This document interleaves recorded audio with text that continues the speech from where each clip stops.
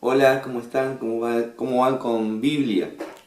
Mi nombre es Jorge Díaz y seguimos con el tema 4 de Biblia. Ya que aprendimos a rezar con la Biblia, vamos a tomar hoy el Evangelio de Mateo, capítulo 6, desde el versículo 9 al 13. De esa manera vamos a comenzar hoy. En el nombre del Padre, del Hijo y del Espíritu Santo. Amén. Vamos a rezar con la Biblia entonces, como hemos aprendido en el curso anterior, en el tema anterior, perdón. Mateo 6, capítulos 9 al 13.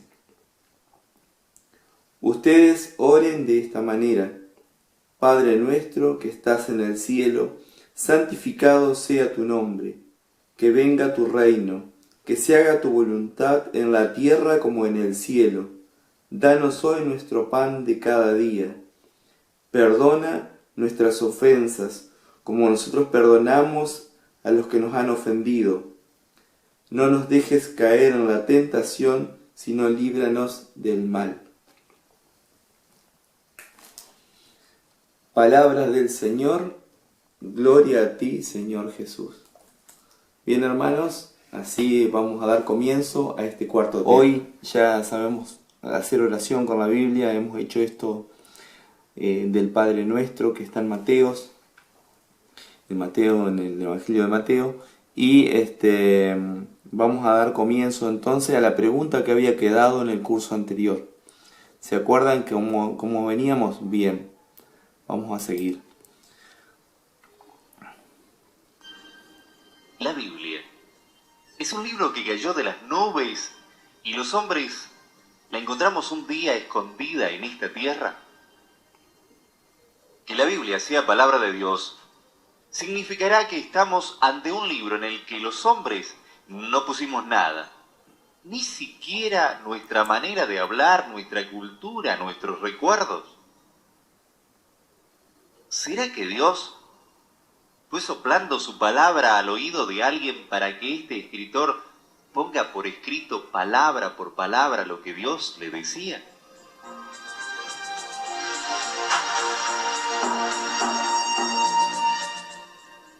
Y podemos seguir preguntándonos, ¿o será que la Biblia, sin dejar de ser palabra de Dios, es también palabra de hombres? ¿Será que Dios tomó de la mano al escritor sagrado como se toma la mano de un niño que no sabe escribir? ¿O será que, respetando al hombre, Dios lo fue guiando por su espíritu para que mostrase a su pueblo elegido lo que el Dios único quería y esperaba de él? Muchas preguntas las iremos contestando en los próximos encuentros, como por ejemplo, ¿cuánto tiempo tardaron en escribirse estos libros? ¿Cómo interpretarlos? ¿Cómo llegaron hasta nosotros? ¿Qué lenguaje usaron? Etcétera. Todo esto lo veremos después. Ahora solo queremos hacernos una pregunta simple, pero la más profunda. ¿Quién escribió la Biblia?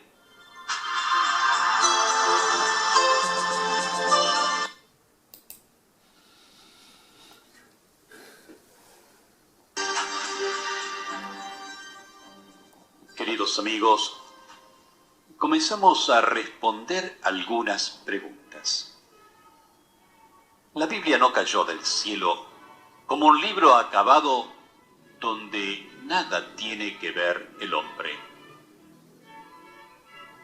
Tampoco Dios la iba dictando al oído del escritor, o en sueño le iba diciendo palabra por palabra lo que debía escribir. Tampoco Dios tomó al escritor como un títere al que él no tiene en cuenta, porque es él el que lo mueve y el que habla. Y menos aún podemos pensar que Dios le fue hablando a su pueblo sin tener en cuenta su cultura, su lenguaje, su manera de expresarse, o prescindiendo de lo que le pasaba concretamente a ese pueblo como si su historia no le interesase.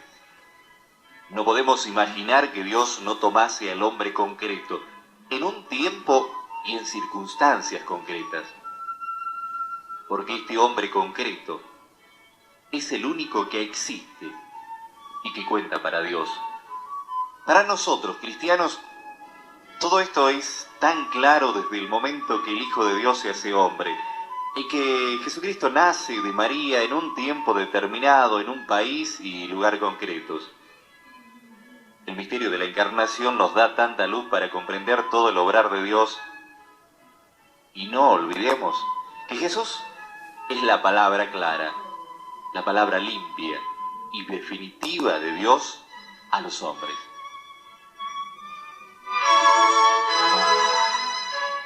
Por todo lo dicho, podemos afirmar que la Biblia surge de la tierra, de la vida del pueblo de Dios, como fruto de la acción de Dios y del esfuerzo del hombre. Podemos afirmar también que la Biblia es palabra de Dios con toda su fuerza y al mismo tiempo decir que esta palabra de Dios, envuelta en el pobre lenguaje de los hombres, es también palabra del hombre.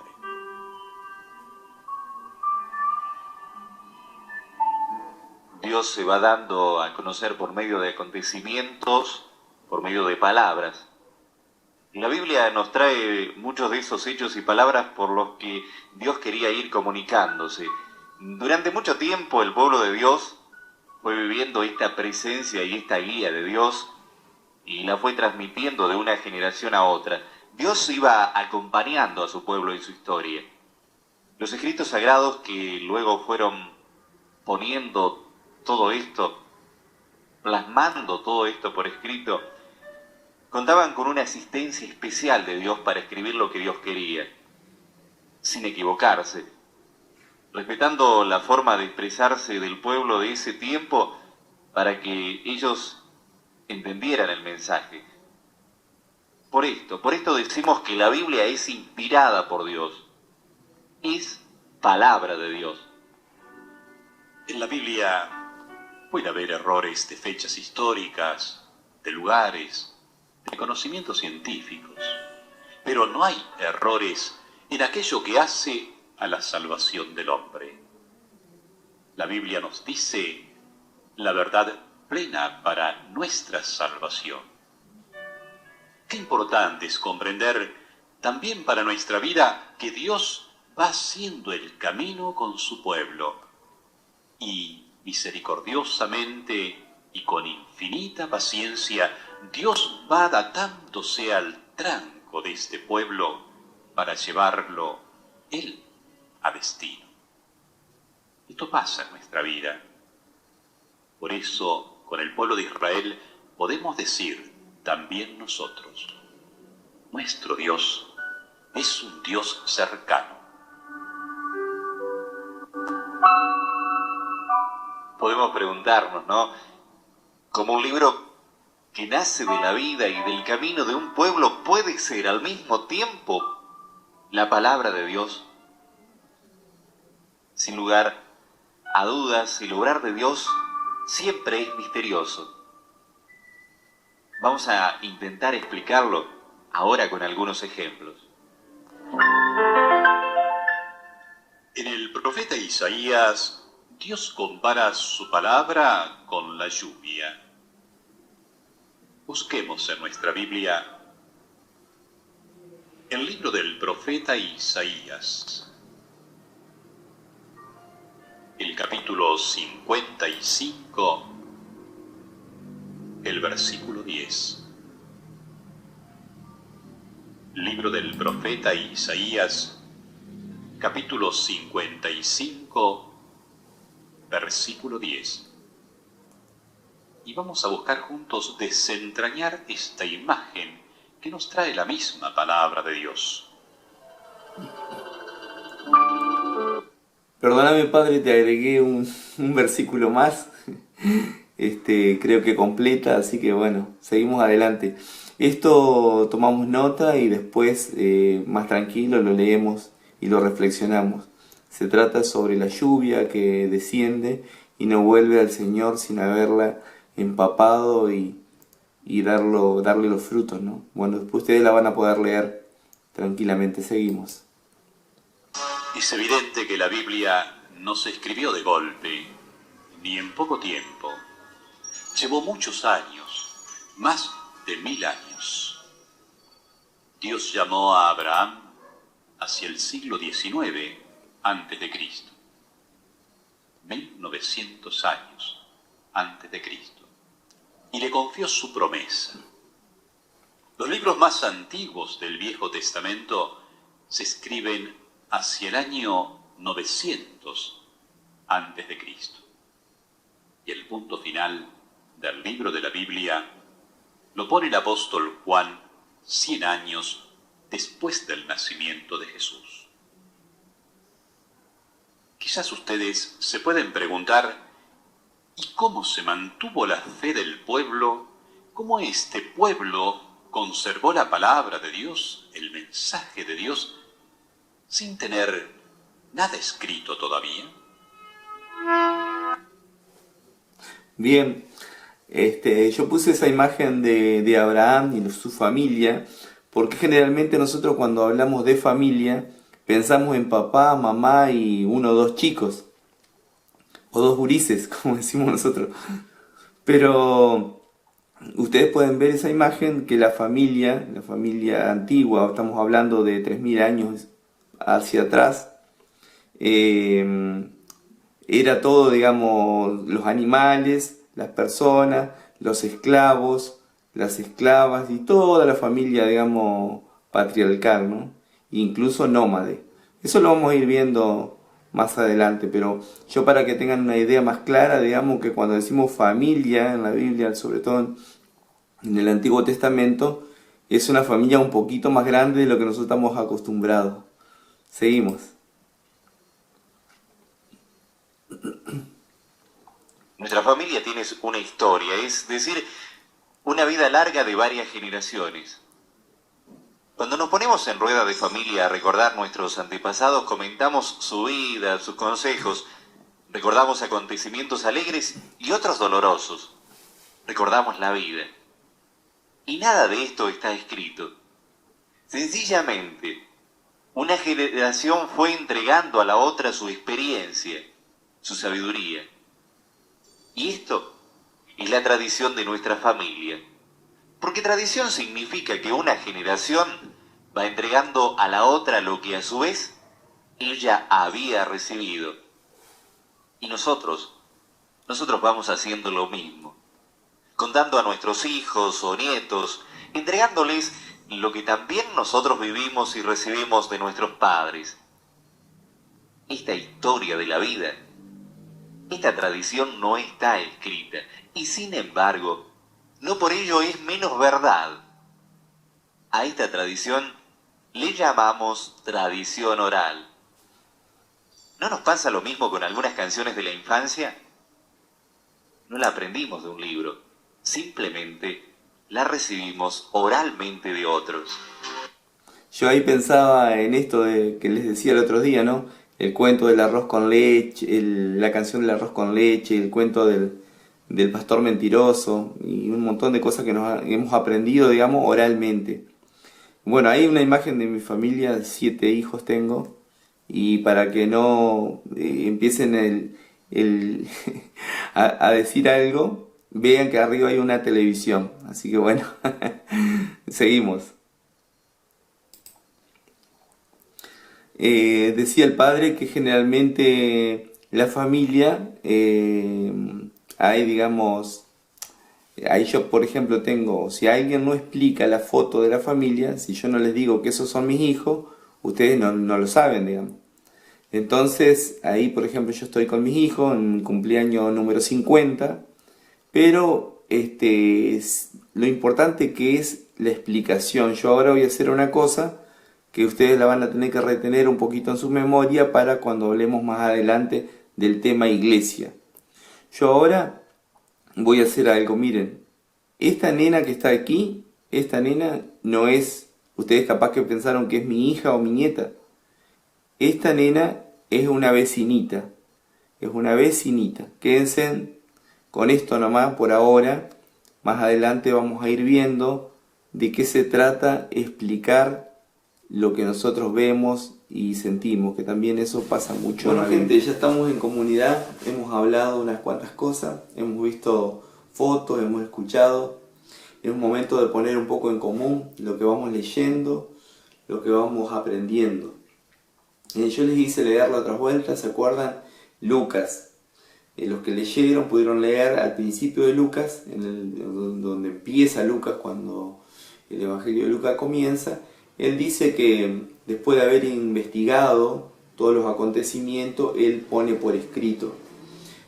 Digo esto porque estamos hablando de la tradición oral, ¿no? Ustedes escucharon que antes de escribirse, primero pasaron los acontecimientos. ¿Se acuerdan la primera placa, el primer tema? Era que todo lo escrito se escribió tiempo después.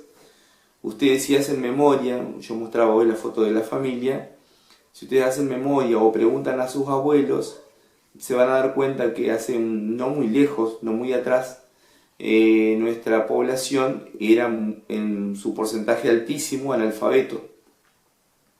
Y digamos, lo que pasó es que esto de aprender, de educarse, de ser personas, digamos, con conocimiento, parte de la revolución industrial, cuando se necesitaba que la gente tenga, digamos, más capacitación, por decirlo de alguna manera, más educación, más, digamos, que sepa leer más, ¿no? Las civilizaciones anteriores no era necesario, digamos, que la persona supiera leer y escribir para valerse en su vida. Entonces, digamos, por ahí a nosotros nos parece raro hoy que no sepan escribir atrás, pero si hacemos un poquito de memoria, muchos de nuestros abuelos no sabían leer ni escribir. Sin embargo, aprendieron por la transmisión oral. Aprendieron, digamos, también escuchando cuentos, escuchando anécdotas, escuchando cosas que les iban transmitiendo oralmente, las enseñanzas de profesiones y demás se iba transmitiendo. Así que bueno, yo me imagino, digamos, que Jesús aprendió el oficio de carpintero de su padre, ¿no? Y así todas las demás cosas. Qué importante es, si ustedes leyeron también esto de los Hechos de los Apóstoles que habíamos citado en el capítulo 7, en versículo del 1 al 53, resulta que ahí Esteban, si ustedes leen un poquito antes, se trata de Esteban, a quien lo interrogan, y Esteban, que va a ser el primer mártir de nuestro cristianismo, primera persona que muere mártir, quiere decir que entrega la vida a causa del Evangelio. Él, digamos, cuando lo interrogan, él larga el rollo, diríamos nosotros, ustedes lo pueden leer ahí, larga el rollo. Después también eso de rollo tiene su implicancia en la Biblia. Empieza a contar todo lo que pasó anterior, o sea que él lo había aprendido de una transmisión oral. Y yo escuchaba a los especialistas y dicen que en la antigüedad la persona retenía mucho más cosas que hoy, que nos estamos acostumbrados, hemos perdido esa costumbre, dado que nosotros, digamos, yo escucho siempre que dicen preferible un lápiz chiquito y anotar y no una memoria, digamos. Entonces uno ha perdido esa capacidad de retener cosas, ¿no? La civilización nos ha hecho por ahí, hemos ganado mucho y hemos perdido otras. Bueno, entonces, digamos, ya tenemos entonces Lucas, que nos dice que fue ordenando y aprendiendo y informándose para escribir. Tenemos la historia que cuenta Esteban, que nos relata una tras de otra todos los acontecimientos que habían pasado con el pueblo de Israel. Con esto nosotros vamos a ver en el próximo capítulo, vamos a ver la historia de salvación. La historia de salvación. Nosotros como pueblo también tenemos una historia de salvación. ¿Sabían eso? ¿Sabían que tenemos una historia? Bien. Así que bueno, los aliento a seguir leyendo. Las personas que por ahí necesiten profundizar un poquito más, pueden leer el documento de la Iglesia que se llama Dei Verbum, del Concilio Vaticano II, que se refiere a todo lo que es la Sagrada Escritura. Pero por lo pronto, porque esto es de cero y no queremos apabullar o sea, no es la idea, digamos, de de tener muchos conocimientos, sino de estar en oración con el Señor, que cuando nosotros abramos la Biblia nos encontremos con Jesús, que Él sea el que nos hable aquí. Así que los aliento a que sigan con ese espíritu, con ese corazón, digamos, de encontrarse con Jesús para ver qué dice, qué me dice y cómo aplico esto a mi vida. ¿Se acuerdan? Eso habíamos aprendido. Es muy importante, digamos, que nosotros, digamos, nos dejemos interpelar por la palabra. Ya después vamos a ir analizando más en profundidad esto de interpelar por la palabra, de qué me dice, de las formas de oración. Bien, espero que haya sido importante, que haya sido de utilidad lo que vamos aprendiendo. Humildemente espero preguntas y espero ser claro con lo que estoy haciendo. Les agradezco las oraciones, las palabras de aliento de las personas que me han alentado a seguir. Y recuerden esto, escuchen esta canción, pero antes nos despedimos en el nombre del Padre, del Hijo y del Espíritu Santo. Amén. Y en este tiempo que recordamos a María, nos vamos con la oración para ella. Dios te salve María, llena eres de gracia, el Señor es contigo. Bendita tú eres entre todas las mujeres y bendito es el fruto de tu vientre Jesús. Santa María, Madre de Dios, ruega por nosotros pecadores, ahora y en la hora de nuestra muerte. Amén.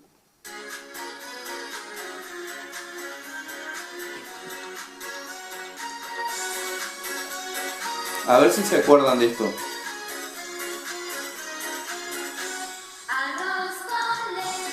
Nos vemos en la próxima y gracias por sus oraciones.